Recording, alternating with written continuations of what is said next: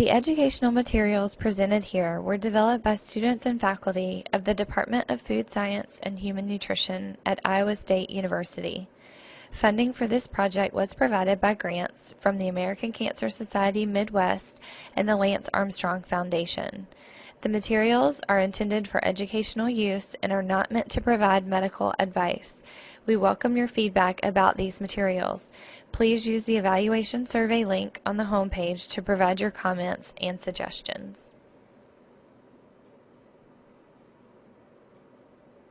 This presentation will cover information about vitamin D and calcium and the role these nutrients play in cancer prevention. Vitamin D is a fat-soluble vitamin. This means that it can only be absorbed with fat. Vitamin D is not found in many foods. In fact, it can be difficult to obtain required amounts of vitamin D from foods. Foods that naturally contain significant amounts of vitamin D are fatty fish and eggs. To increase intake of vitamin D, foods have been fortified.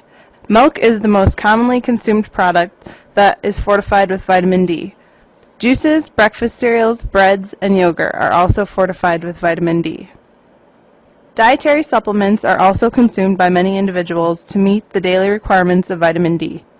There are many forms of supplements, and I will discuss these later. Cholecalciferol is a form of vitamin D made naturally by the body when the skin is exposed to sunlight.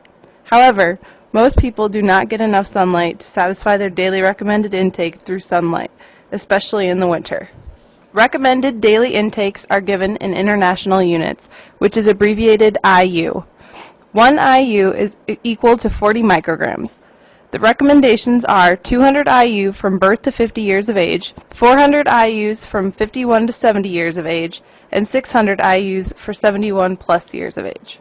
These recommendations meet the minimum requirements, mostly based on bone health. Currently, there is debate within the medical community about the daily recommended intake for vitamin D. The debate is about whether or not the current amounts are adequate for all of the functions vitamin D plays in the body. Current research suggests consuming amounts closer to 1,000 IU may be needed to obtain all the potential benefits of vitamin D. Some examples of vitamin D content in foods are shown here.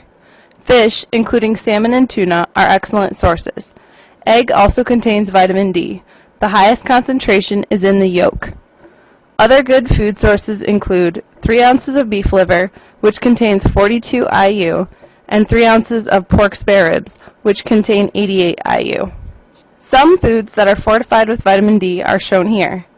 An 8-ounce glass of milk will contain 115 IU, and 8 ounces of fortified orange juice contains 100 IU of vitamin D.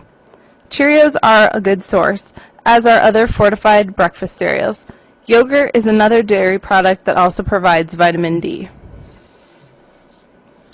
Turning attention now to calcium. Calcium is an essential mineral which must be consumed in the diet.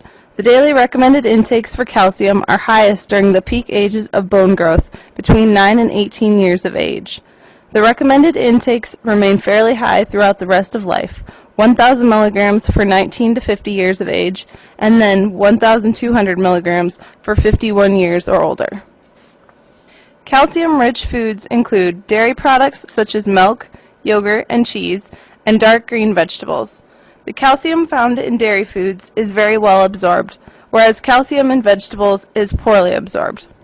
Obtaining adequate dietary calcium may be a challenge for persons who do not regularly consume dairy foods, and there is substantial evidence that calcium intake is inadequate for many people. For this reason, many foods today have been fortified with calcium.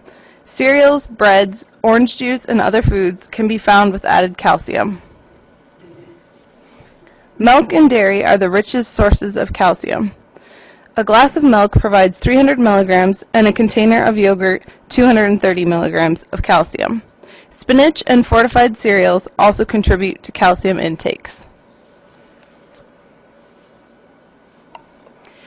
Because vitamin D and calcium are important nutrients and they can be challenging to obtain from foods, there are many different forms of dietary supplements on the market. If you choose to use a supplement, it is important to understand the different types.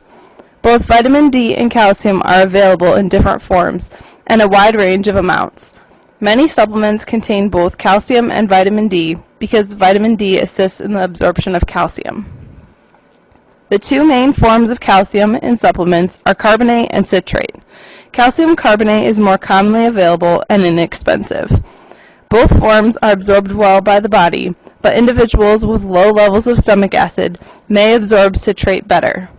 Carbonate is also absorbed better when taken with food, but citrate is unaffected by the presence of food.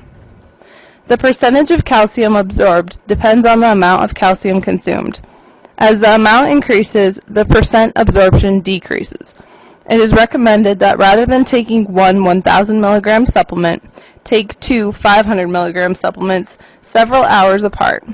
Some individuals who take calcium supplements may experience gas, bloating, or constipation, but these symptoms can often be reduced by spreading out the calcium dose throughout the day, taking the supplement with meals, or changing the brand of supplement used. There are two forms available for vitamin D supplements, D2, ergocalciferol, and D3, cholecalciferol. Vitamin D2 is made by the conversion of a sterol found in plants and yeast. Vitamin D3 is the form that is produced naturally in human skin, exposed to ultraviolet B light, and occurs in some animal products, such as cod liver oil, and in smaller amounts in other fatty fish, such as sardines and tuna. Vitamin D3 is the most common form used in dietary supplements and fortified foods, such as milk. Unlike calcium, these two forms are not equal in absorption. Vitamin D3 is metabolized differently than D2, and research shows it is more effective in raising serum concentrations of the active form of vitamin D, and is also able to maintain higher levels for longer. More research is needed in this area, but many companies are switching from D2 to D3 to gain greater benefits from their supplements. Let's take a minute to understand how to calculate the amount of vitamin D and calcium provided in a food from the nutrition label. 1 serving of Cheerios is equal to 1 cup of cereal. The nutrition label includes data for cereal alone and for the cereal with half a cup of skim milk because it is typically consumed with milk. So be sure to understand which column you are reading. 1 serving of cereal alone has 100 calories. The cereal provides 10% of our daily value of calcium.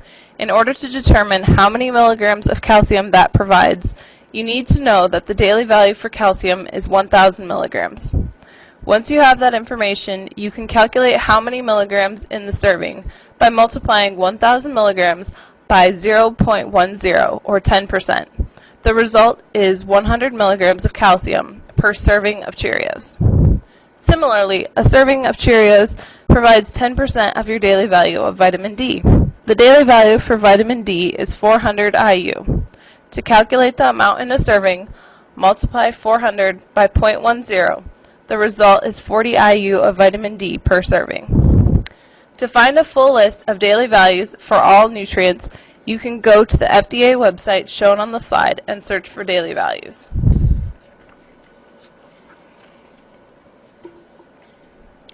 Vitamin D plays important roles in many processes throughout the body. Probably the most well-understood function that vitamin D has is in the absorption of calcium from the small intestine. When vitamin D is inadequate, calcium from the diet is poorly absorbed. Another well-characterized and important role of vitamin D is to maintain appropriate levels of calcium and phosphate in the blood to ensure proper bone formation, mineralization, growth, and repair. Vitamin D has other roles that have been less well characterized. It is thought to improve muscle strength and immune function and reduce inflammation. People at risk for vitamin D deficiency include breastfed infants, older adults, people with limited sun exposure, people with dark skin, and people with fat malabsorption. People age 50 and older are at increased risk of developing vitamin D deficiency because as they age, the skin loses its ability to synthesize vitamin D as efficiently, and the kidneys also convert less to its active form. People living in the northern latitudes, homebound individuals, and women who wear long robes and head coverings for religious reasons may not obtain adequate levels of vitamin D from sunlight. People with darker skin have more pigment melanin, which reduces the skin's ability to produce vitamin D after sun exposure. Prolonged inadequate intake of vitamin D will lead to impaired bone metabolism. In children, undermineralization of bone causes soft and deformed bones and can lead to the condition known as rickets. Rickets is rare in the U.S. today, but was fairly common as recently as 100 years ago. When children developed rickets, their legs were too weak to hold their weight, resulting in bowed legs, which often persisted into adulthood. Osteomalacia is the adult form of rickets and leads to impaired mobility and bone fractures. And osteoporosis is a condition that leads to weak and porous bones. Calcium is the most abundant mineral in the body. There are two major roles for calcium. By far, the majority of calcium found in the body is stored in the bones and teeth, providing structural support. However, there is a very small and tightly controlled amount of calcium that circulates in the blood. This calcium is required for muscles to contract, blood vessels to expand and contract, secretion of hormones and enzymes, and transmission of impulses throughout the nervous system. All these functions are supported with less than 1% of the total body calcium. A wide range of people may be at risk for calcium deficiency. Children and youth require adequate amounts of calcium to ensure proper bone development. Consumption of dairy products, particularly milk, during these developmental years is of great importance. As adults, bone mineral loss begins to exceed accumulation in the natural aging process. Postmenopausal women and the elderly can become at risk of calcium deficiency associated with bone loss.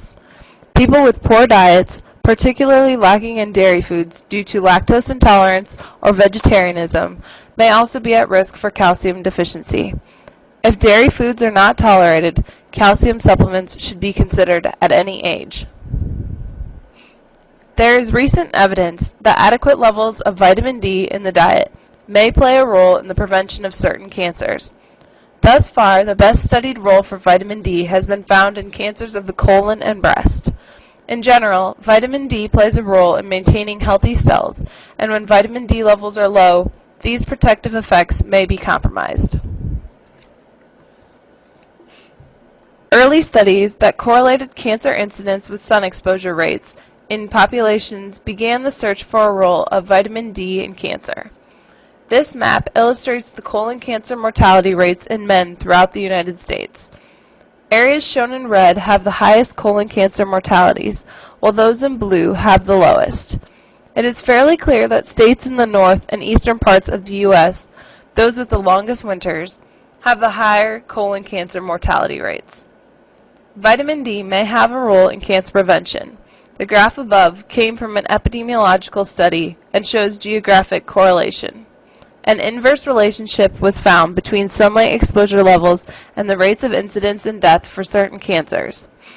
Individuals living in northern latitudes were found to have higher rates of incidence and death for these cancers than those living in the southern latitudes. The researchers hypothesized that this is because UVB rays from sunlight are necessary to synthesize vitamin D. This map illustrates the mortality of white females due to breast cancer from 1970 to 1994. As shown here, there is a correlation between the northern, northeastern, and some western states and increased rates of breast cancer. Again, areas shown in red have the highest breast cancer mortalities, while those in blue have the lowest. Most of the southern states are bright blue, suggesting much lower incidence of breast cancer. The graph above came from the same epidemiological study as shown on the previous slide, and again shows the geographic correlation. An inverse relationship was found between sunlight exposure levels and the rates of incidence and death for certain cancers. The exact role of vitamin D in cancer prevention is still unclear. However, researchers know that vitamin D plays an integral role in cellular differentiation. Increased levels of vitamin D decrease the growth of cancer cells and stimulate cell death. Most vitamin D cancer research that has been done is observational, and more epidemiological studies are needed to support the findings that have been made. Observational studies include things like food frequency questionnaires, interviews, and recording dietary intakes, which are all subject to a large amount of misinformation and error. Epidemiological studies are aimed, where possible, at revealing unbiased relationships between exposures such as biological agents, stress, or chemicals to mortality or morbidity. In this case, epidemiological studies would be searching for the link between vitamin D and cancer mortality and/or morbidity. The identification of causal relationships between these exposures and outcomes is an important aspect of epidemiology. Let's take a look at some of the research that has been done. The third National Health and Nutrition Examination Survey, published in 2007 by the Journal of the National Cancer Institute, is one of very few epidemiological studies on vitamin D and colon cancer. The researchers looked at 16,818 participants and examined blood levels of vitamin D.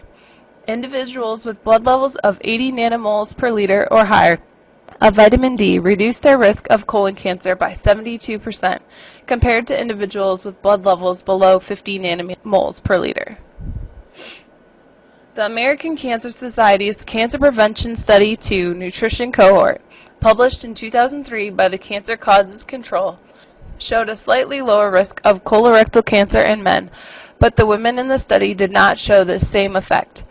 This group of researchers studied a group of 120,000 men and women and analyzed their diet, medical history, and lifestyle. The study found that men with intakes of 520 IU or higher of vitamin D through their combined diet and supplementation had a slightly lower risk of colon cancer. In the same study of the American Cancer Society on Cancer Prevention Study 2 Nutrition Cohort, researchers also singled out postmenopausal women who had no family history of breast cancer. These 68,567 women were then given a questionnaire on dietary intake, medical history, and supplement use. Researchers looked specifically at calcium, vitamin D, and dairy consumption in their diets. The study concluded that women who consumed higher amounts of calcium and vitamin D from dairy sources decreased their risk of breast cancer. Take a moment to answer this question. True or false? Vitamin D is not necessary for calcium to be absorbed in the body. The answer is false. Vitamin D is necessary for calcium to be absorbed by the body, as it aids in absorption of calcium from the small intestine, and it also helps maintain blood calcium levels. In research studies, calcium has been shown to play a preventative role in colon cancer and breast cancer, especially breast cancer in premenopausal women.